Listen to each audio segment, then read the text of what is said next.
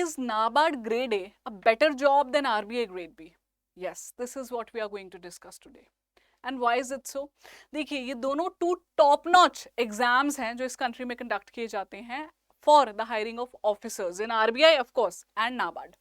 लेकिन हम ये भी जानते हैं कि आरबीआई ग्रेड बी का मतलब होता है manager, grade B is higher than grade A, तो नाबार्ड का जो ग्रेड ए है वो रहेंगे असिस्टेंट मैनेजर्स। तो आज हम ये कैसे बात कर सकते हैं कि नाबार्ड ग्रेड ए बेटर है आरबीआई ग्रेड बी से?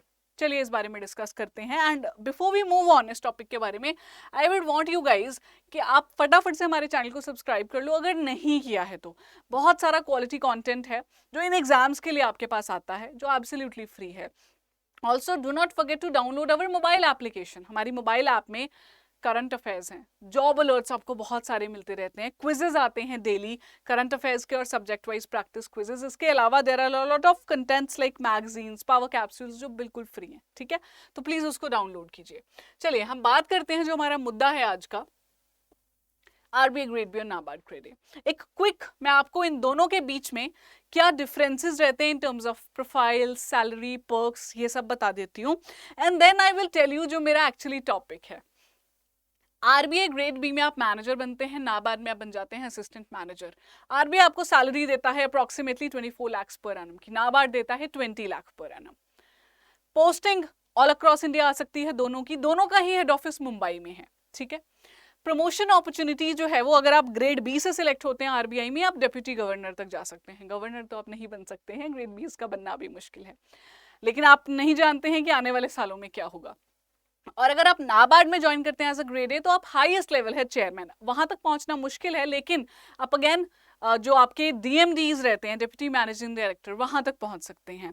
और पर्क्स और फैसिलिटीज इनकी जैसे कि हाउस रेंट अलाउंस आपको मिलता है, पेट्रोल का खर्चा मिलता है, मेडिकल अलाउंस आपको मिलता है, डिस्पेंसरी की फैसिलिटी मिलती है, न्यूज़पेपर अलाउंस मिलता है, लीव ट्रैवल अलाउंस मिलता है, ये सब मिलते हैं जो कि बिल्कुल सेम है, ऑलमोस्ट सेम है दोनों ही पोस्ट में। पर डिफरेंस क्या है ना, क्योंकि जो आरबीआई के पोस्ट है वो ऊपर है नाबार्ड से, इसलिए थोड़ा सा सैलरी का डिफरेंस एक तो सीटीसी में आता है और ऑफ कोर्स पर्क्स में आता है। लेकिन क्या सिर्फ इस बेसिस पे मैं ये बोल सकती हूँ कि आरबीआई बेटर है नाबार्ड से? मैं ऐसा नहीं बोल सकती।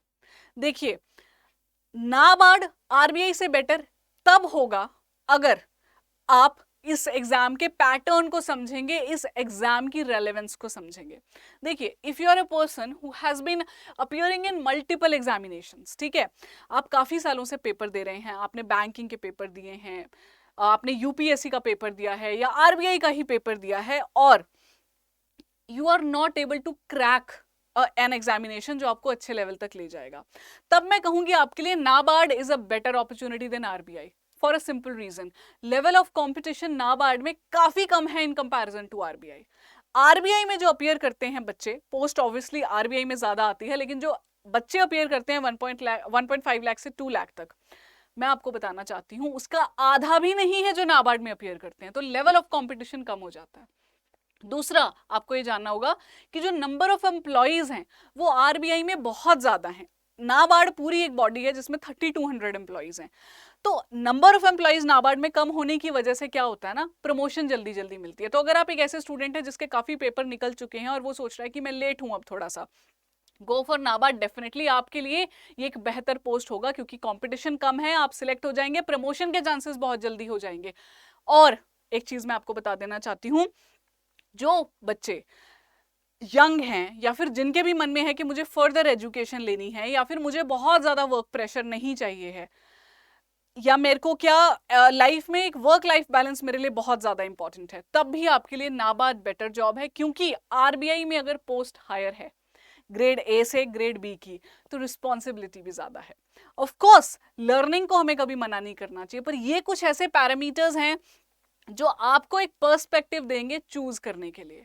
आई एम नोवेयर सेइंग कि आप आरबीआई का पेपर नहीं दीजिए, आपको वो पेपर देना ही होगा, देना ही चाहिए। But if you are someone जो कंफ्यूज्ड है कि यार इन दोनों में से मैं किसी एक की तैयारी करूं तो किसकी करूं, या क्या मैं इस पे फोकस करूं या मैं इस पे फोकस करूं, वो डिसाइड करने के लिए मैंने आपको ये लॉजिक दे दिया है। Chances of getting selection NABARD में बेहतर हैं आरबीआई से because of the level of competition. Also I want to mention the level of difficulty of the examination. RBI में अगर आपका फेज 2 है 3 पेपर्स लाता है, जबकि नाबार्ड में 2 ही पेपर्स लेके आता है। तो एक ये है जो आपको चीज़ ध्यान में रखनी चाहिए, बाकी डिसीजन आप करेगा। आई रियली होप ये वीडियो आपको बहुत काम आए, आपको क्लैरिटी देने में हेल्प करे, क्योंकि वही हमारा काम है as your mentors, right. Thank you so much for your precious time.